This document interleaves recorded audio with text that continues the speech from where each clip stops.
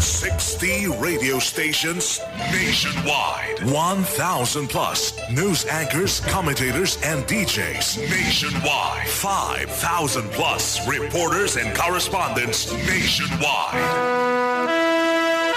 RMN. Radyo mo nationwide. Ang totoong nationwide news network sa Pilipinas. Sa Dipolo DXDR 981. Tatak RMN. Radyo mo nationwide.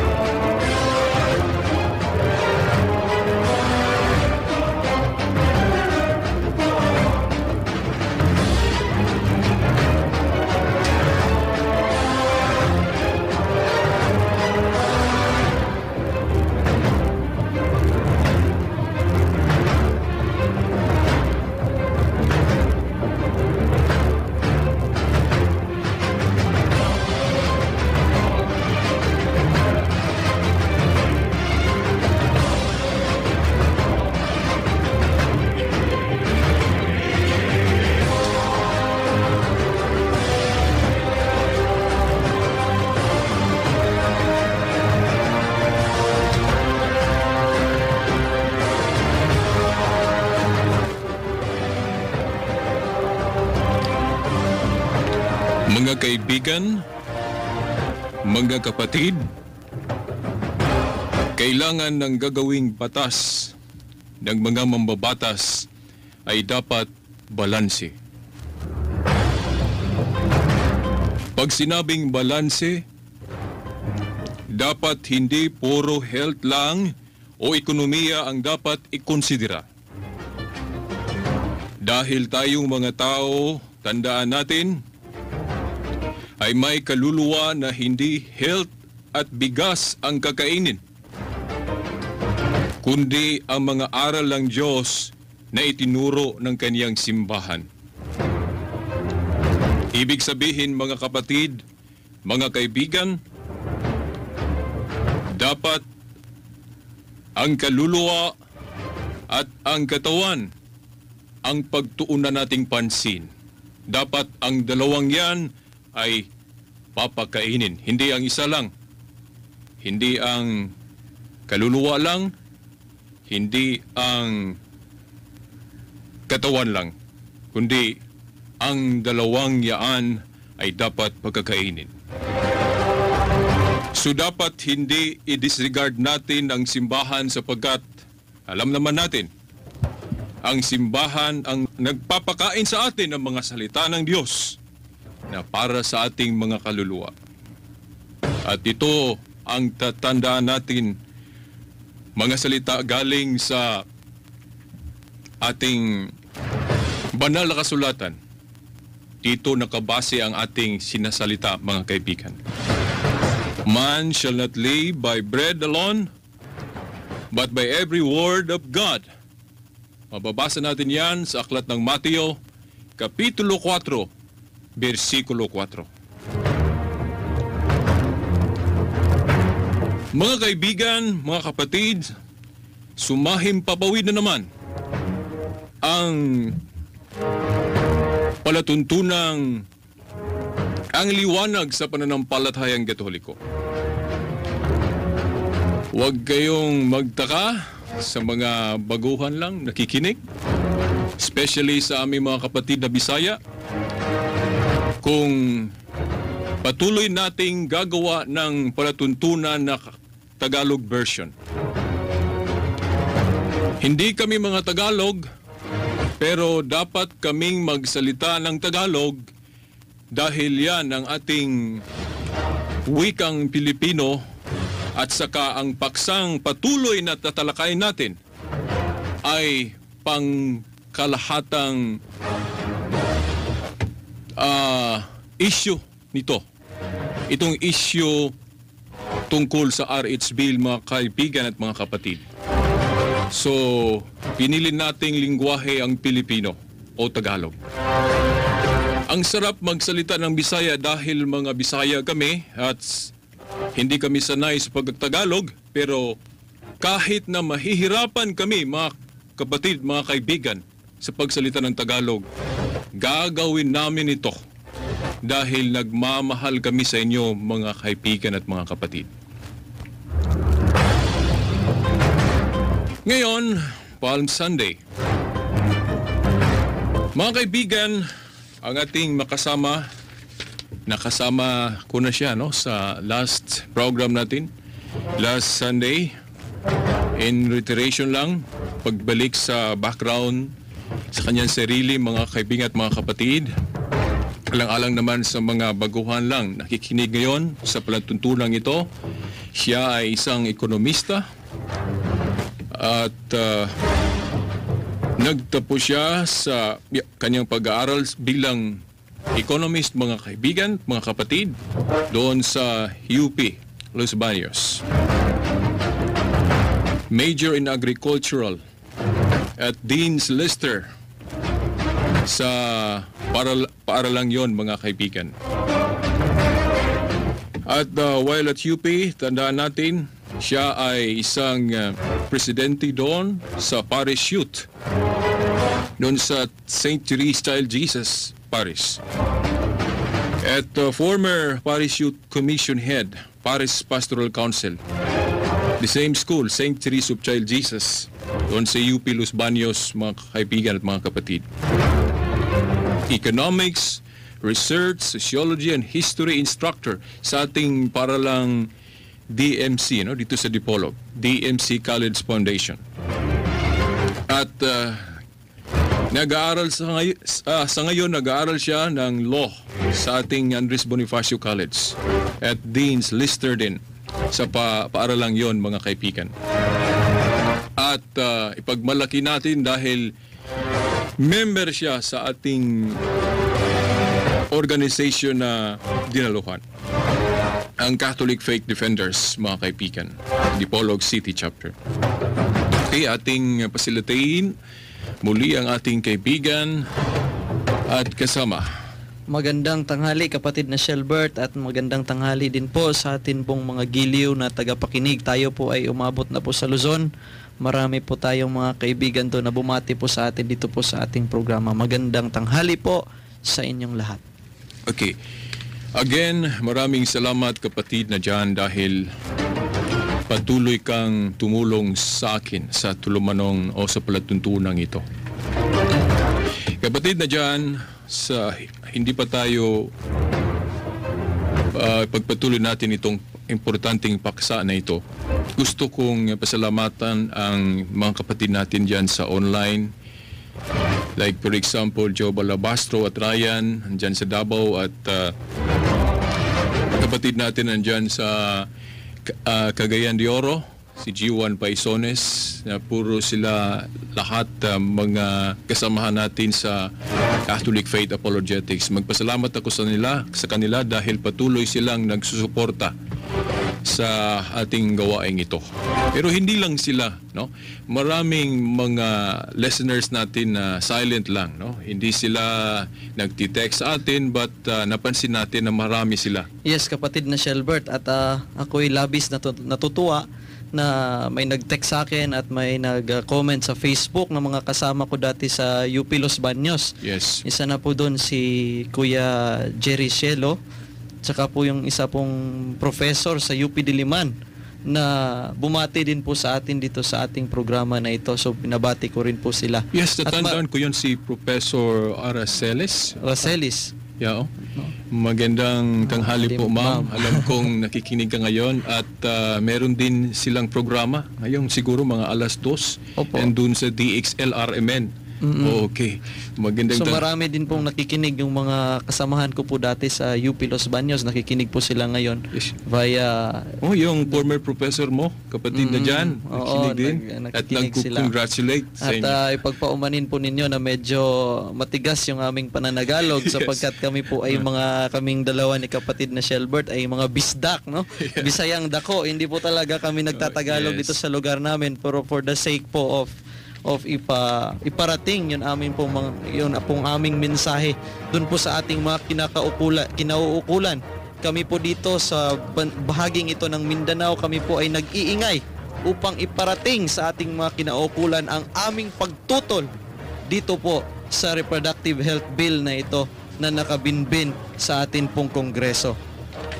Okay, kapatid na dyan, dahil Palm Sunday ngayon, gusto kong magbigay ka ng short lang message about Palm Sunday sa ating mga tagapakinig. Ito pong Palm Sunday ay ito po ang unang araw po, kumbaga ito po ang pinakaunang araw po ng atin pong Semana Santa. At dito po ay muli po nating inaalala yun pong ating pagpapasakit po ng ating Panginoon. Kapatid na Shelbert, sa atin pong liturhiya, ang Palm Sunday po ay tinatawag ding Passion Sunday sapagkat bukod sa pag-aalala natin doon po sa maluwalhating pagpasok ng atin pong Panginoon doon sa Jerusalem, ay inaalala natin ang kanyang pagpapakasakit sa krus upang mailigtas po tayong lahat. Okay, maraming salamat kapatid na dyan. Okay, mag-start na tayo sa paksang patuloy nating heartily na tatalakayin namin mga kapatid. Naisip namin ni John na unahin ang pagtalakay sa issue tungkol sa yung news items dyan sa online. No? Okay, kapatid na dyan, kasi meron tayong nabasa dyan sa online, particularly itong link na ito, IPSnews.net. Okay, merong balita dyan na I think pabor sa pro-RH bill mga kapatid. Obvious na obvious sa kapatid na Shelbert. Okay, ang title nito ay Religious Groups Weigh In on Reproductive Health Debate. Parang ginamit ang ibang religion, no? Ang kanilang stand dahil merong mga religion na pro, no? Hindi tutol sa RH bill, mga kaibigan at mga kapatid. At kung magbasa tayo sa news na iyon, mga kaibigan, baka ma-poison tayo sa mga salita nila, no? Baka papabor kayo sa RH bill. Kaya gusto naming unahin ito pagtalakay ni kapatid ni John, mga kaibigan at mga kapatid, no? Manila, April 14, 2011. In a country, sinabi dito, kapatid na dyan, no? In a country where an estimated 4,500 women die every year due to complications during childbirth, the enactment of a reproductive health or RH policy is said to be a measure that could save lives. Parang matamis pakinggan itong mga salita ng kapatid na dyan, no? By the way, no, ang naghain nito sa internet, no, online, by Cara Santos. So dito pa lang ang masasabi ko, kapatid na Shelbert, may mali na agad eh. Bakit? First kapatid? paragraph pa lang, kapatid na Shelbert. At kung babasahin mo pa yung isa pang doon sa mga susunod na paragraph, sabi niya doon, 11 women die every day because of complications during childbirth. Yes. Ano bang totoo dito? So during childbirth. Now ngayon, ang solusyon na inihain nila, no, base dito sa sinulat ni isang nagngangalang Cara Santos, ay yung atin pong reproductive health policy. No? Nakasama po doon ang pagbibigay ng contraceptives. Kapatid na Shelbert, contraceptives can help prevent deaths during childbirth. no? Ano ba ang reason nila? Ano bang basis? Pa sinasabi lang nila na during childbirth, maraming mga babae ang namamatay. Yes. Tapos ang solusyon na kanilang binibigay para mapigilan ang pagkamatay ng mga kababaihan during childbirth ay contraceptives.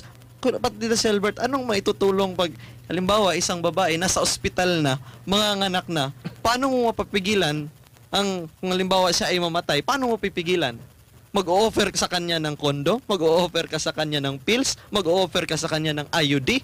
So parang walang sense. Kapatid na dyan, ako o tayo ay mga Kristiyano. At hindi natin walang bili, no? Yung mga salita ng Diyos. Ibig sabihin, yung mga aral na binasa natin sa Biblia, walang isang bersikulo na babasa ko na yung contraception na yan ay pamamaraan ng isang Kristiyano sa pagbuhay, kapatid na dyan. Wala. Pagpatay, meron. Yes. Yeah.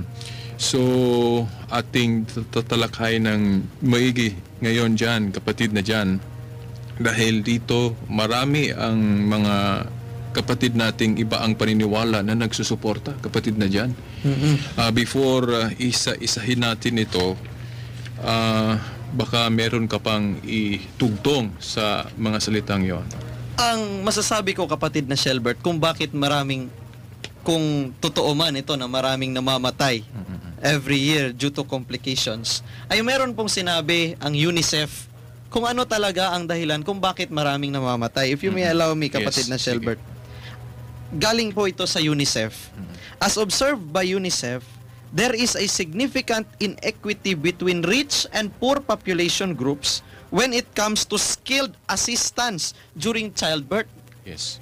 Mostly, kapatid na Shelbert, yung may mga babaeng namamatay sa panganganak, ay doon po ito, doon sa mga mahihirap na lugar, kung saan, ayon sa UNICEF, ay kulang ng mga skilled assistants para mag-assist po dito sa mga nanganganak. At isa pang sabi ng UNICEF, maaari itong mai-attribute sa mga poor health facilities doon sa mga mahihirap na lugar na sinabi dyan ng report ni Cara Santos na mostly dito sa Pilipinas ay nasa mga Muslim areas, no?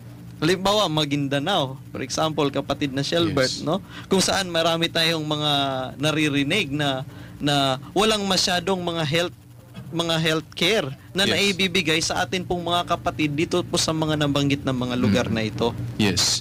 Kapatid na dyan, sinuri kong nang muli ang history natin, no? Ang paksa na sinuri ko walang iba, itong contraception. Dahil may mga sinabi mo last Sunday na mayroong mga ekonomista din, no? Ang nagsusuporta. Kaya sinuri ko sa history kung sa Christian side o sa Christian principle talagang meron na bang contraception way of living, no? Na laman ko, kapatid na diyan, na itong issue tungkol sa contraception ay huli na, no?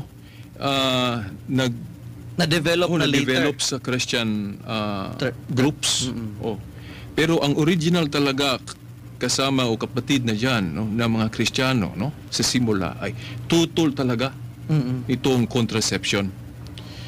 Okay, kapatid na diyan, meron akong clippings dito na nagsusuporta, no, sa sinabi kong yan.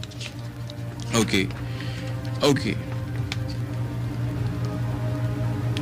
Sinasabi dito sa prehistoric Christian teaching na even Protestants like Martin Luther, no, against siya sa contraception. Even Calvin at iba pang mga Protestante, ang original stand nila against talaga sa contraception. Okay, dahil sa mga biblical reasons na binigay na natin last Sunday pa, no? Pero hindi ko na lang iisahin yung mga bersikulo ngayon dahil na naibigay na natin sa kanila last Sunday. So, sa atin na lang, ibigay na lang natin kung ano pa, no? Ang masagot natin sa mga tinatalakay nila doon, sa sagot nila. Makikita natin, kapatid na Shelbert, doon po sa report nitong dito po sa IPS online ay meron po doong isang obispo ng mga protestante, actually dalawa, kapatid na Shelbert, Yes. itong Bishop Ephraim Tendero at ito pong Bishop Rodrigo Tano, na mga obispong protestante na sumusuporta dito po sa RH Bill, at kasama na po doon ng executive minister ng Iglesia ni Cristo, na sila po ay sumusuporta dito sa RH Bill. So kapatid na Shelbert, binasa naman natin sa Biblia last week na ito pong stand ng Katoliko dito po sa pagtutol ng RH Bill ay biblical. So kapatid Yes. na Shelbert, ano pa yung sinasabi ng mga kumbaga foundation ng Protestantism, kapatid na Shelbert? Yes, okay. Dito, may sinabi dito, basahin ko lang ang paragraph na to, kapatid na Jano.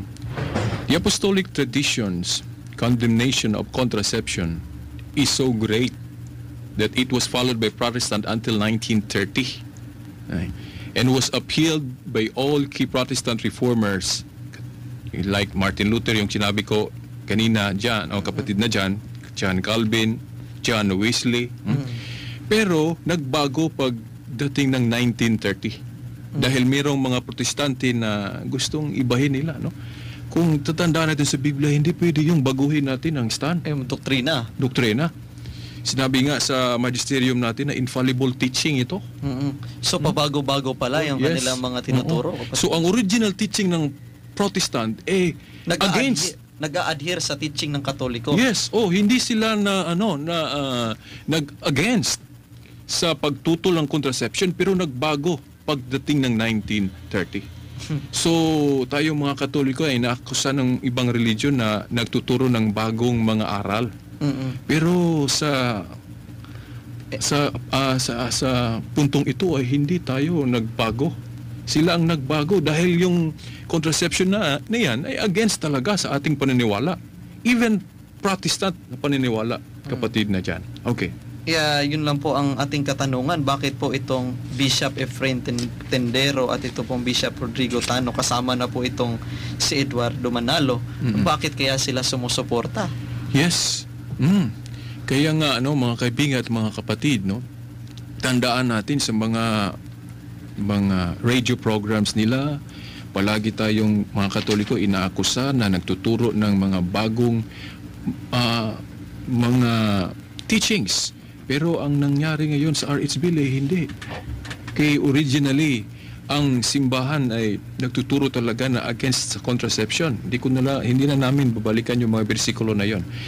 Kapatid na dyan, patuloy nating talakayin itong marami ito, pero siguro hindi na makasya sa oras natin. Pero basahin ko na lang muna yung ibang nakasaad dito. Sabi nila, we support the RH Bill because it is pro-life, it is pro-development, and it's pro-poor. Sabi ni Bishop Ephraim Tendero of the Philippine Council of Evangelical Churches, PCEC. Kapatid na Shelbert, dun po sa aspeto na sinabi niyang pro-poor. Ito nga bang RH Bill na ito ay pro-poor nga ba talaga? Gaya ng sinabi ko last week, kapatid na Shelbert, ang mga mahihirap ngayon, sabi nila sila ay nagugutom. Kung ikaw ay gutom, anong ibibigay mo sa kanila? Magbibigay ka siyempre ng pagkain, at higit sa lahat, bigyan mo sila ng trabaho upang kumita sila para may maipambili sila ng pagkain. Yes. Ngayon, ang RH Bill na ito, ang ino-offer sa kanila, nagugutom ka pala, bibigyan kita ng kondom, bibigyan kita ng contraceptives. Yes. So, tinutulungan mo ba sila, kapatid na Shelbert? Yes, yun ang tanong natin. Ni Bishop Ephraim Tendero, dahil obispo siya, sa Hindi Christian yan obispong Katoliko. hindi obispong Katoliko na nagsuporta sa RH Bill, Tanong natin sa kanya kung andun ba sa Christian na paniniwala, andun ba sa Biblia o sa salita ng Diyos na ang paggamit ng contraception ay pang pro-poor. Kapatid na Shelbert, minsan na yung ginawa nung time ni dating Pangulong Marcos, kapatid na Yes. Shelbert, na nag-distribute ng condoms ang gobyerno doon po sa ating mga rural areas. Alam mo ang ginawa ng mga tao doon sa condom, kapatid na Shelbert? Pinambalot lang nila doon sa mangga. So hindi talaga wala doon yung purpose. Kasi halimbawa kapatid na Shelbert, saan ba yung ating mga mahihirap na mga kababayan? Nasa mga rural areas and most of them are farmers. Yes, kapatid na dyan. Kung mas maraming anak, mas makakatulong sa kanila sapagkat ang yung basis ng kanilang labor ay manual labor. Yes. So kung mas maraming anak, mas maraming magtatrabaho dun sa kanilang bukirin. Yes. Now, kung kukonti ang kanilang anak, kapatid na Shelbert, kailangan nilang mag-hire Yes. ng mga tao. Eh, may pera ba silang pang-hire sa ibang tao? Wala. Wala. So, kung mas marami ang member ng pamilya, mas makakatulong sa kanilang bukirin, mas uunlad ang kanilang buhay. So actually, ang idea na ipine-present nitong RH Bill na ito na mas kaunti, mas mabuti, hindi po yan nakakatulong sa atin pong mga magsasaka. Yes, kapatid na dyan. So, dapat mag-isip sila ng mabuti, no? Para hindi ma-blind ang ating ibang mga kapatid, no? Dito, kasamang dyan, merong nakasad dito, no, sa news na ito na addressing concerns of the Catholic Church that the bill would promote a culture of death, no? Yun ang ating side, no? Sa simbahang Katoliko, by allowing artificial contraceptive methods. Bishop Tindero, no, hindi obispong Katoliko, had this to say. No, sabi niya, life begins at fertilization. Therefore, if there is no fertilization, there is no life yet. The use of artificial contraception is not taking away life because life has not yet started. Anong masabi mo nito? Yun nga po, gaya din po ng sinabi ko last week dun po sa issue ng abortifacients. Kasi sabi dun sa HB 4244, no? Na consolidated na po yun ng yung mga bills. Ang sabi po doon ay the government will provide full range of contraceptives. Kung sinabi nung full range ay talagang full, no? Lahat na nandoon. May mga mga contraceptives, kapatid na Shelbert, na mga abortifacients, no? Yes. Na nakakatanggal, no? Nandoon na, nag-meet na yung sperm tsaka yung egg, nandoon na siya sa sinapupunan ng ina. At dahil sa pag-inom, no, nitong mga pills, yung mga abortifacients, ay nalalaglag po yung buhay. So may fertilization na. Yes. So, mali, no? Ang punto, no, ng obispong yon, mga kapatid, no? Okay. Sabi rin ni Executive Minister, no, ng Iglesia ni Cristo, no?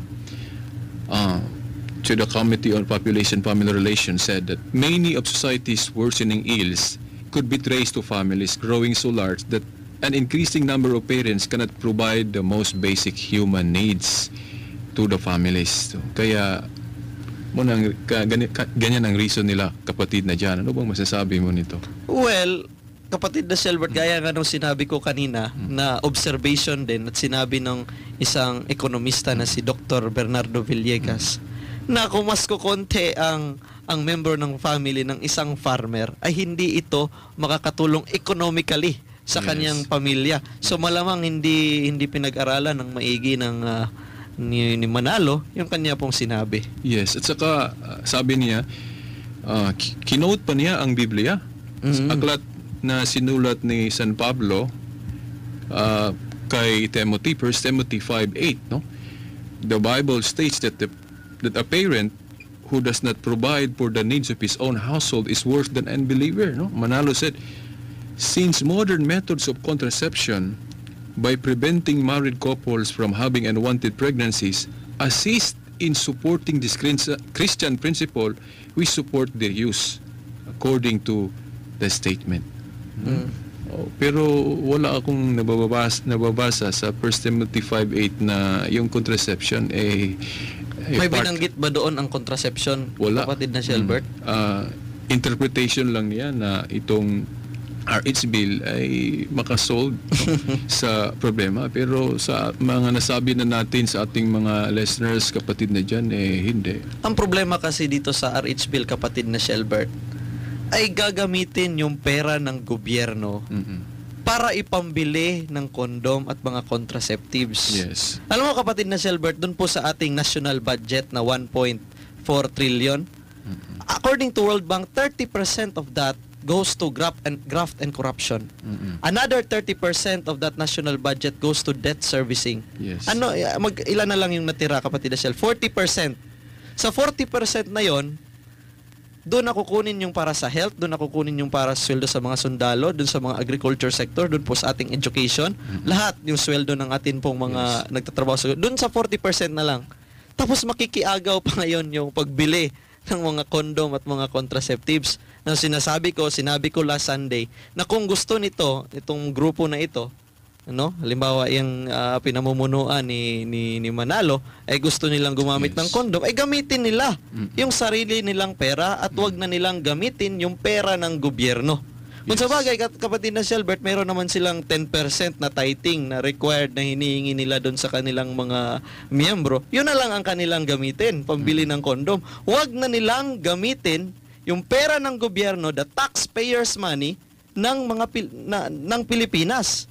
Na mostly, ang nagbabayad ng tax ay mga Katoliko, kapatid na Shelbert. Yes, kapatid na dyan.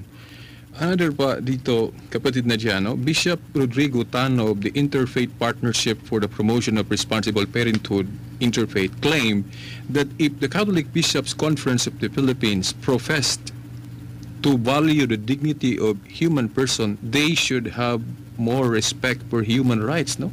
Parang magandang pakinggan, gumamit ng salitang human rights, no? Para bang gusto nilang sabihin na ang morality ng simbahang Katoliko ay walang human rights dahil hindi tayo pinapipili, dahil natural family planning lang ang inalaw, no? Ng simbahan. Yung contraception ay labag, no? Anong masasabi mo sa ganitong argumento? Responsible parenthood, para bagang tama yung sinasabi mo, kapatid na Shelbert, na para bagang hindi tinuturo ng simbahan ng responsible parenthood. Yes. At yung human rights. Ito po yung ating pananampalatayang Katoliko dito po sa Catechism of the Catholic Church, paragraph 1652.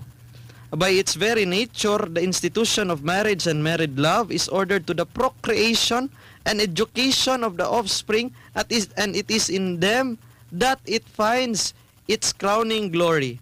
The fruitfulness of conjugal love extends to the fruits of the moral, spiritual, and supernatural life that parents hand on to their children by education. Parents are the principal and first educators of their children. Kumbaga, kapatid na Shelbert, kung ikaw ay taong educated, alam mo yung iyong mga rights. No? Now, since the Catholic Church is promoting education po doon sa atin pong doon po sa ating mga anak at doon po sa mga tao po. And then sa pamamagitan noon ay ninais ng ating simbahan na tayo ay makaalam doon po sa ating mga karapatan. Yes. Kapatid na diyan, no? At saka yung pananaw natin sa human rights hindi right yung gagawa tayong masama, no?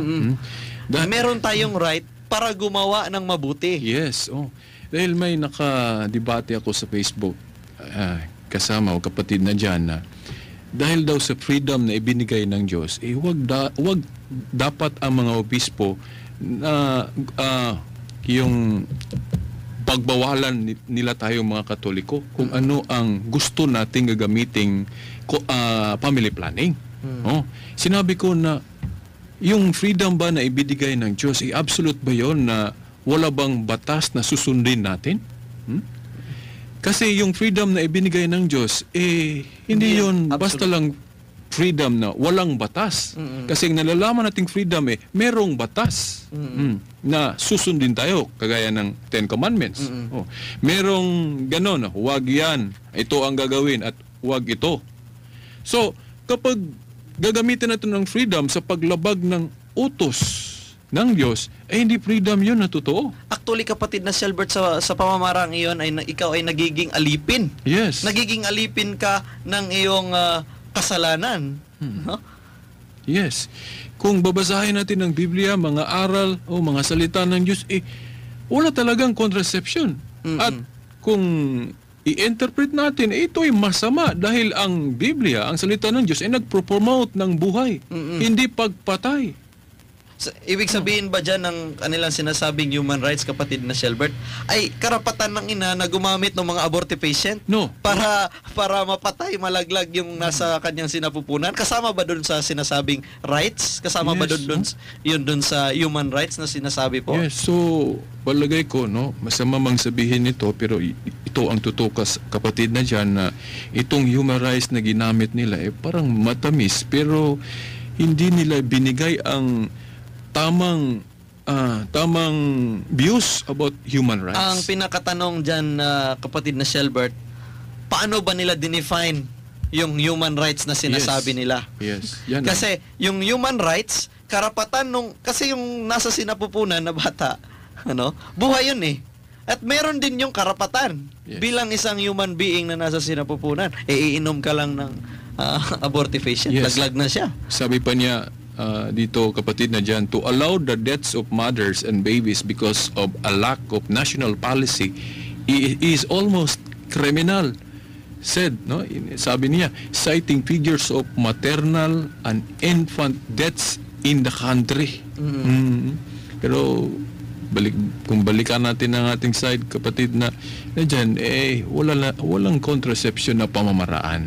In fact, kapatid na Shelbert, sabi ang na-observe nga ito ng UNICEF, kapatid na Shelbert, anong sabi ng UNICEF? For UNICEF, the core areas of paano daw matitigil itong maternal deaths na ito? Okay. The core areas of support include antenatal care, skilled attendance at birth, basic emergency obstetric and newborn care, and maternal and neonatal nutrition. Wala pong binanggit ang UNICEF ng contraception to prevent maternal deaths, kapatid na Shelbert. Bagkos ay sinasuggest ng United Nations na mga governments, i-improve niyo yung inyong mga health facilities. Mag-train kayo ng maraming mga birth attendants. Yun ang kulang sa Pilipinas.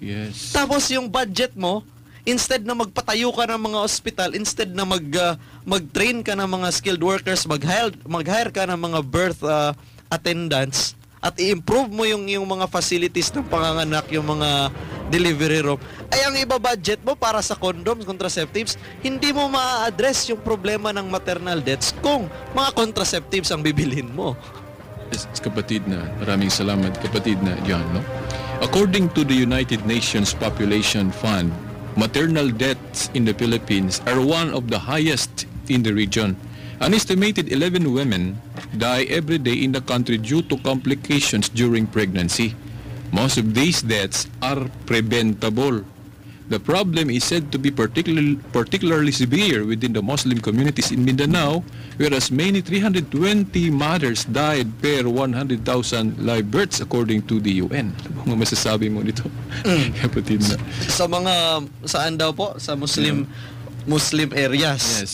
Kung titingnan mo, kapatid na Shelbert, sa datos ng National Economic Development Authority, itong mga Muslim areas, nandito yung mga mahihirap na mga probinsya.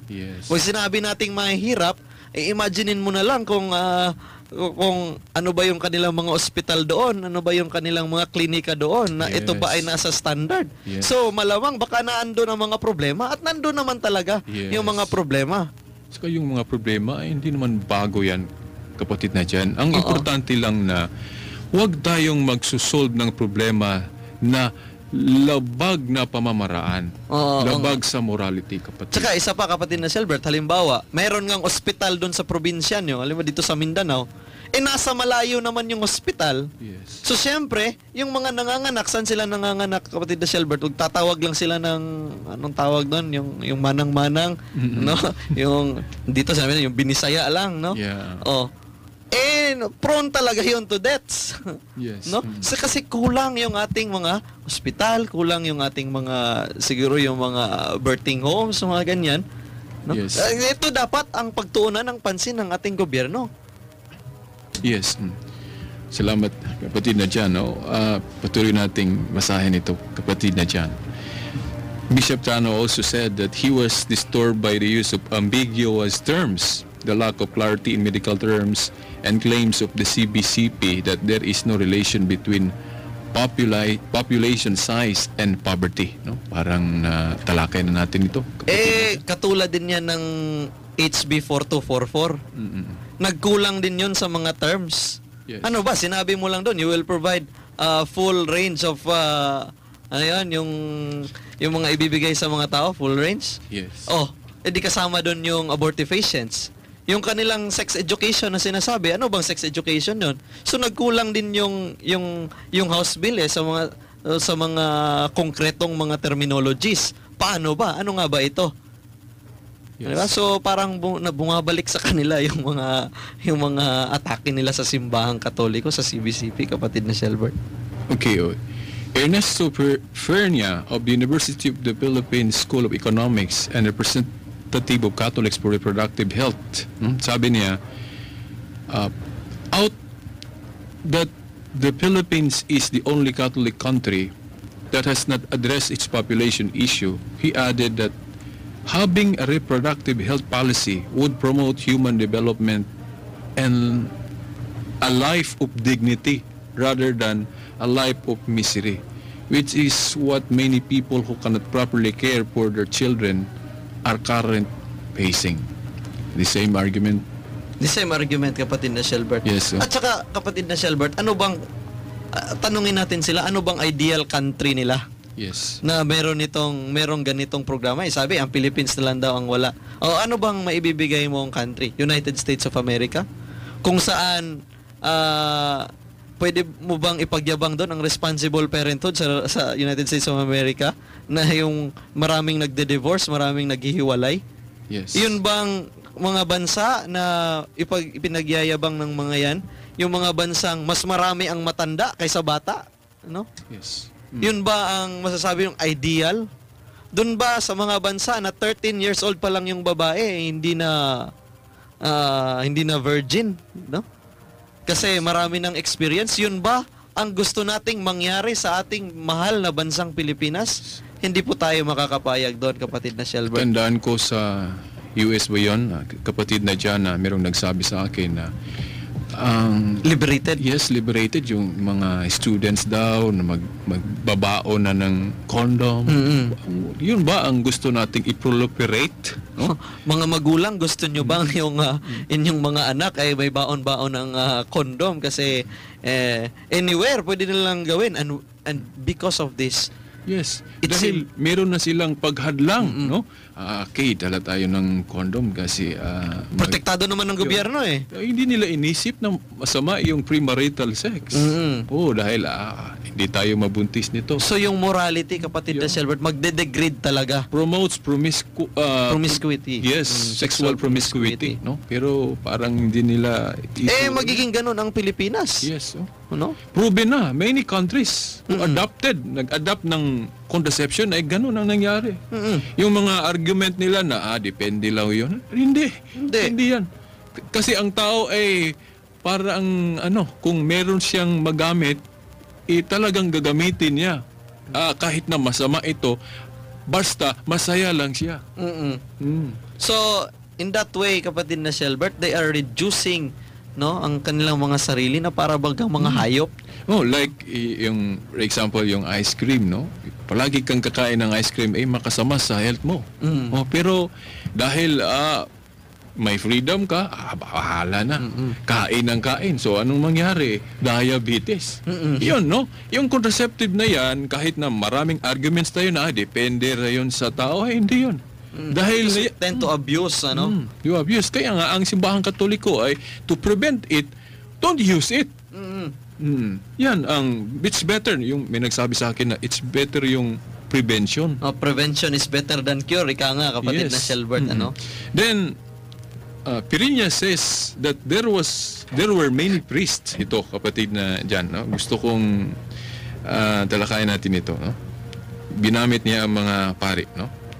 Merong mga pari daw na pabor pero nagsa-silent daw, no? Pirinya says that there were many priests, nuns, and theologians who supported the bill as individuals but were still afraid to come out openly in support of it. Anong masasabi mo nito? Well, pangalanan muna nila. Oo, pangalanan muna. Kung sino-sino. Oo. Kaya ang dali lang magawa ng argumento. Madali lang magsabi, magsabi ng istorya. Pero ang pag-prove ayan, no? Pangalanan nila kung sino yung mga paring iyon. Yes, at saka kung may talaga namang meron silang paninindigan, yung mga kung totoo man yun na merong mga paring ganon, kapatid na Shelbert, kung ay lumabas sila. Yes. At magsalita. Pero wag silang matakot kung sa tingin naman nila is tama yung kanilang sinasabi, di ba? Even if meron, kapatid na dyan, hindi naman tayo magtataka sa ganyan. Dahil pag basahan natin ang Biblia, history repeats itself. Meron talagang mga kasamahan natin na hindi a-abide kung ano ang itinuro ng simbahan officially. Tamang-tama, kapatid na Shelbert, ngayon ay Semana Santa, ano? Yes. Yung mga pagbasa natin, mababanggit si Judas. Yes. Doon sa 12 apostles ni Jesus Christ, ano? No? Nakasama na nila si Kristo, napapakinggan nila si Kristo, nakikita Yes. nila si Kristo. Meron pang ang isang nagpakahudas. Paano na lang kaya itong yung mga ministro natin ngayong mga kaparian na hindi nila nakita si Kristo? Yes. Posible talaga na sila ay mahulog, ano, kapatid na Shelbert. Yes, tama ka, kapatid na dyan. Okay. Mga kaibigan, mga kapatid, ang bill na ito, kung papasa na, matulad na tayo sa ibang bansa. Pero gusto naming sabihin sa inyo na ang Pilipinas at saka yung anong country yon, kapatid na dyan, na tayo na lang ay hindi pa naggawa ng batas ang ating bansang Pilipinas, hindi pa nag-approve sa ganyang way, no? Pero marami nang naggamit ng mga contraceptives, pero wala pa na ilagay yun sa batas. Kaya gusto nilang isa batas kagaya sa ibang country. Well, gusto naming sabihin sa inyo, mga kaibigan at mga kapatid, na dapat tutulan natin ito para maging example ang bansang Pilipinas sa ibang bansa, no? Merong American kapatid na dyan ang nag-write ng column na nagsasabi sa atin ng mga Pilipino, fight. Then they're helping us, tumutulong sila sa atin na ma-fight natin na hindi maging batas dito sa Pilipinas para daw ang ating bansang Pilipinas looks like a sun or a light to the other countries. Kasi meron din naman, kahit na yung United States of America, ano, kapatid, meron active yung kanilang mga pro-life Yes. movements doon. Madalas nakikita natin sa AWTN, yun si Father Frank Pavone, yung Priests for Life. Talagang marami po tayo sa buong mundo, no, ng mga Katoliko na talagang sumusuporta sa buhay, sumusuporta sa pamilya. Yes. Kasi ang marriage bill na ito, sisira ito sa pamilya in the long run, kapatid na Shelbert. Okay. Kapatid na dyan, baka meron ka pang gustong sabi, kasi malit na ang time natin, unahin natin yan before this. Ito kasi may ito alam na to ng maraming mga pro-life groups, no, na itong pag-reduce ng population. Actually may sinabi dito yung isang NSSM report 200 na sinulat po nitong si Henry Kissinger na Yes. binigay po. Ito po ay dating National Security Advisor ng United States at binigay niya ito sa Pangulo noong 1974. Sabi nun ng National Security Council na pinangamunuan nga po nitong ni Henry Kissinger sa kanyang report 200, the increasing population of third world countries including the Philippines is considered as a threat to their national security. And that's why every aid po na binibigay nila ay may kasama pong contraceptives. Ibig sabihin, kapatid na Shelbert, para dito kay Henry Kissinger, National Security Advisor ng Amerika, ang pag-increase ng ating population ay kinoconsider pala nila na threat sa kanila pong security. Yes. So makikita mo dito, kung talagang ikaw ay makabayan, papayag ka ba na umonte, dapat pauntiin ang iyong uri kasi itinuturing ang pag-increase ng iyong uri na threat sa kabilang bansa, sa mga pangyarihang bansa. Di ba, kapatid na Shelbert? Salamat, kapatid na dyan, no? Gusto nating ipaalam sa ating mga listeners, kapatid na dyan, no? Kung gusto nilang magbasa sa ating mga evidences, no? Mga ebidensya na tungkol sa apostolic tradition, no? Yung mga unang Kristiyanos, ano talaga ang original stand, no, nito, no? Magpunta lang sila sa website natin ng veritas899.weebly.com. Doon may mga nakasulat doon, mababasa nila at piliin na nila yung no, kagaya ng birth control, at saka historical evidences about kanabang pagtutol sa contraception, no, para mabasa nila, para malaman nila na itong pag-a-accept ng contraception bago lang ito, kapatid na dyan, no? Hindi ito original teaching ng simbahan, no? Ang true religion kasi yung mga paniniwala na dapat ipalaganap, hindi dapat baguhin yung sinabing infallible teachings of the church like this. So kung meron mang magbago, labag na yon.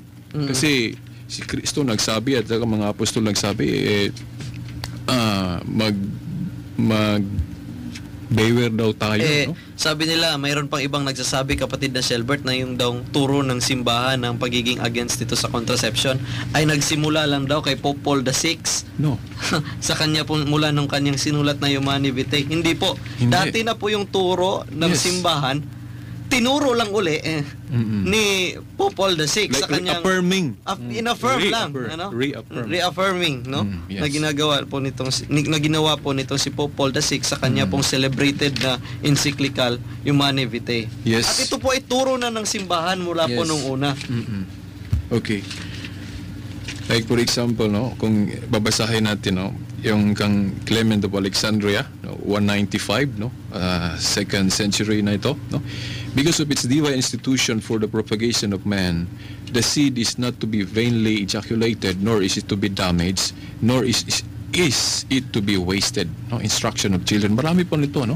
Kung gusto lang silang makabasa ng marami dito, no, kapatid na dyan, mga listeners, no, punta lang sila sa website natin para marami silang malaman kung ano ang mga arguments natin, no. So, yung sinabi mo last Sunday, kapatid na dyan, no, ako yung nag-isip no, na yung mga Katoliko na sumuporta sa pro-RH bill ay hindi naman hindi ibig sabihin na hindi sila susunod sa simbahan. Ang kulang lang nila information. So, kaya hinikayat natin sila na mag-research sila, no? At maraming site, no? Tayo na ibigay sa kanila kung magpunta lang sila sa website natin, kapatid na dyan.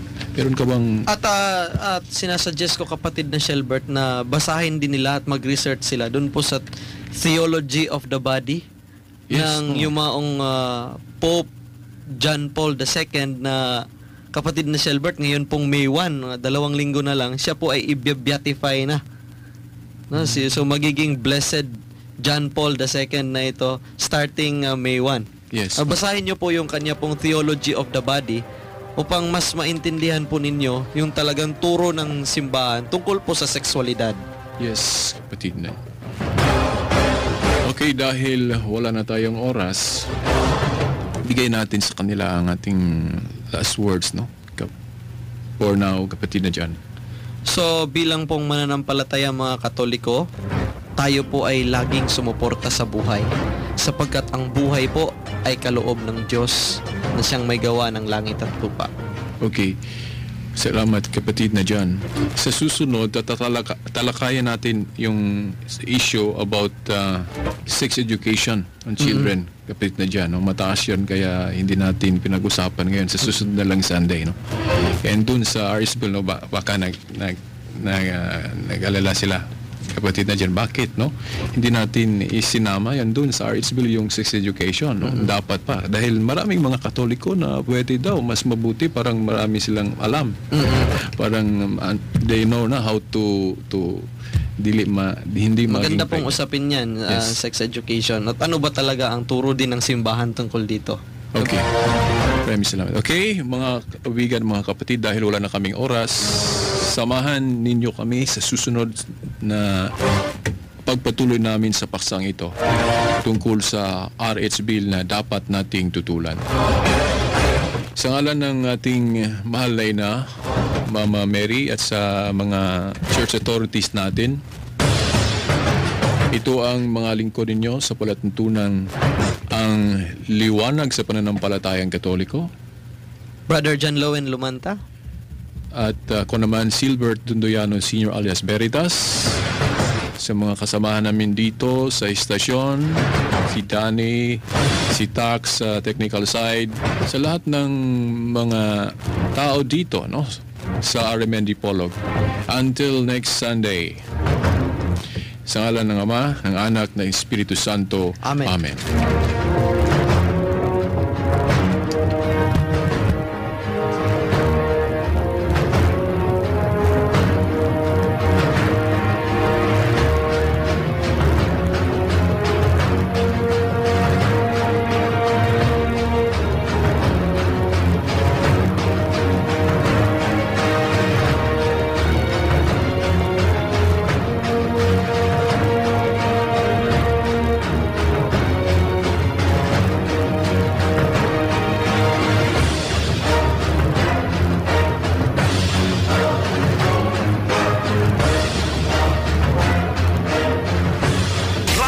Radyo mo nationwide.